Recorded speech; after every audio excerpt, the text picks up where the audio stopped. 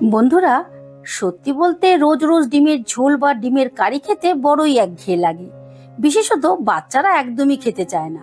কিন্তু সেই ডিমের কারি যদি একটু আলাদা রকম পদ্ধতিতে বেশ মুখরোচক করে বানানো যায়, তাহলে বাচ্চারা খাওয়া নিয়ে বায়না তো করবেই না, বরং গন্ধ পেয়ে দৌড়ে খেতে চলে আসবে। নমস্কার বন্ধুরা, আমি সঞ্জু। আজকের রেসিপি ডিমের পোচকারি, আর সঙ্গে থাকছে অনেক টিপস অ্যান্ড ট্রিক্স। ঠিক আছে, তাহলে তোমরা দেখতে থাকো রেসিপিটা আমি ঠিক কিভাবে করছি। রেসিপিটা করার জন্য আমি 4টে ডিম নিয়ে নিয়েছি, আর প্রথমেই 4টে ডিমের 4টে পোচ তৈরি করে নেব। তার জন্য গ্যাস ধরিয়ে বসিয়ে দিয়েছি কড়াই দিয়ে দিচ্ছি সামান্য একটু তেল। তোমরা তো প্রত্যেকেই জানো যে পোচ তৈরি করার জন্য বেশি তেলের প্রয়োজন হয় না, তাই অল্প করে তেল দিলাম। তেলটা ভালো করে মেখে নিলাম। এবারে দিয়ে দিচ্ছি একটা ডিম।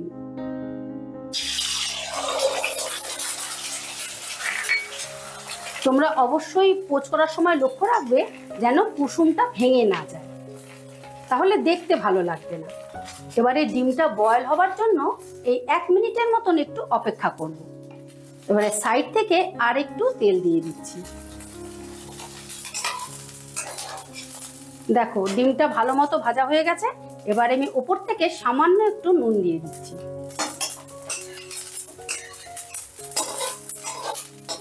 ডিমটা ভালো মতো ভেজে নিয়েই এবারে আমি তুলে ফেলছি, আর এইভাবেই আমি বাকি 3টে ডিমও ভেজে নেব। দেখো 4টে ডিমেরই পোচ তৈরি করে নিয়েছি, কিন্তু একটা ডিমেরও কুসুম ভাঙেনি। ঠিক এইভাবেই তৈরি করতে হবে, তাহলে কিন্তু রান্নাটা দেখতে সুন্দর লাগবে। এবারে ফাইনালি রান্নার জন্য ওই কড়াতেই দিয়ে দিচ্ছি আমি 3 চামচ সাদা তেল। তেলটা গরম হয়ে গেলে দিয়ে দিচ্ছি ফোড়ন। ফোড়নে দিচ্ছি এলাচ, দারচিনি, শুকনো লঙ্কা, তেজপাতা, আর গোটা কয়েক গোলমরিচ আর গোটা জিরে।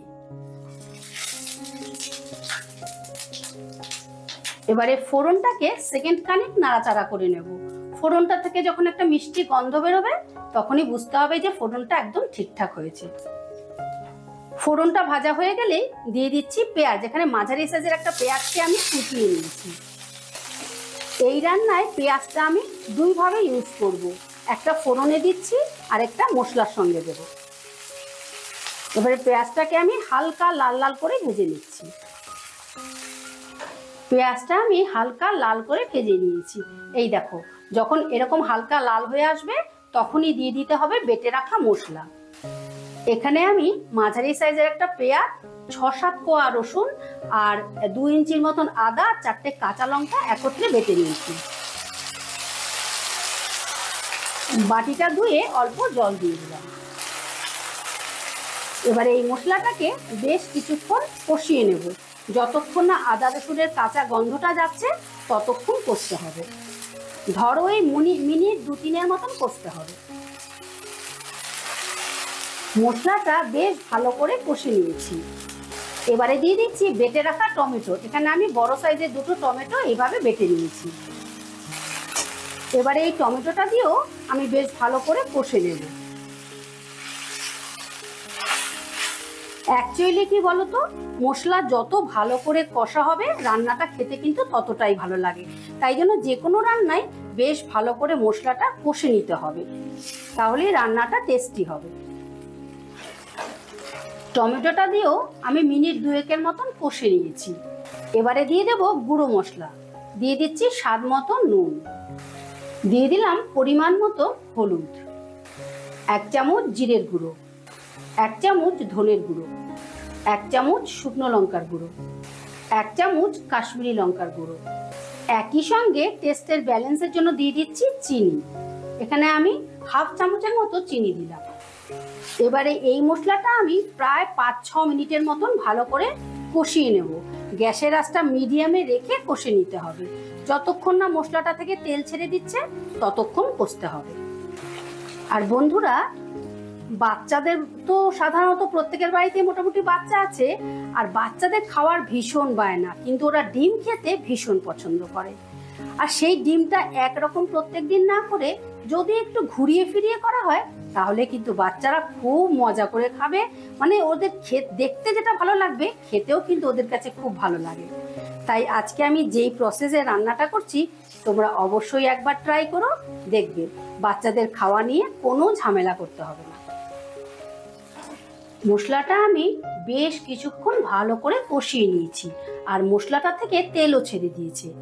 এবারে গ্রেভির জন্য দিয়ে দেবো জল। আমি এই মগটার 1 মগ জল দিলাম, কারণ ঝোলটা আমি একটু পাতলাই রাখবো। তোমরা যেরকম গ্রেভি রাখবে সেরকম জল দিও। জলটা একটু মশলার সাথে ভালো করে মিশিয়ে দিচ্ছি। এবারে গ্রেভিটা ফোটার জন্য গ্যাসের আঁচটা বাড়িয়ে দিয়ে 5 মিনিটের মতো ঢাকা দিয়ে দিলাম। কয়েক মিনিট বাদে ঢাকাটা তুলে নিলাম। দেখো ঝোলটা ভালো মতো ফুটে গেছে, আর ঝোলটা একেবারে পারফেক্ট। এর থেকে আমি আর ঝোল শুকোবো না। আর এই ঝোলটা কিন্তু একটু পাতলা রাখলেই খেতে বেশি ভালো লাগে। এবারে গ্যাসের আঁচটা আমি লো করে দিচ্ছি। আমি কিন্তু এক্ষুনি পোচগুলো দেব না, আমি এখন দিয়ে দিচ্ছি 1 চামচ শাহি গরম মশলা, দিয়ে দিচ্ছি 1 মুঠো ধনে পাতা। এবারে গরম মশলা ধনে পাতাটাও গ্রেভির সঙ্গে ভালো করে মিশিয়ে দিচ্ছি। এবারে আমি একে একে পোচগুলো ঝোলের মধ্যে সাজিয়ে দিচ্ছি। এই পোচগুলো যদি আগে দেওয়া হয় তাহলে কি হবে, বেশি নাড়াচাড়া করলে পোচের কুসুমগুলো কিন্তু এখনো একটু নরম আছে, এই কুসুমগুলো ভেঙে যাবে। তাই আগে থেকে এগুলোকে বেশি নাড়াচাড়া করা যাবে না। এবারে সাইড থেকে একটু ঝোল তুলে তুলে পোচের ওপরে দিয়ে দিচ্ছি। তারপর এটাকে 5 মিনিট তোমরা ঝোলের মধ্যে রেখে দেবে। গরম ঝোলে রাখলে কি হবে, পোচের যে কুসুমটা নরম আছে সেটা শক্ত হয়ে যাবে। তারপর তোমরা পরিবেশন করবে। এবারে গ্যাসটা অফ করে দিলাম। এবারে দিয়ে দিচ্ছি 2 চামচ ঘি। এবার 5 মিনিট আমি ঝোলের মধ্যে রেখে দেব কুসুমগুলো শক্ত হওয়ার জন্য। তারপর তোমাদেরকে পরিবেশন করে দেখাচ্ছি। এই দেখো বন্ধুরা, ডিমের পোচ কারি ফাইনালি রেডি। আজকের ভিডিওটা ভালো লেগে থাকলে আমার চ্যানেলটা সাবস্ক্রাইব করে পাশে থাকার অনুরোধ রইল। আবার দেখা হচ্ছে নতুন কোনো ভিডিওতে। ঠিক আছে, টাটা।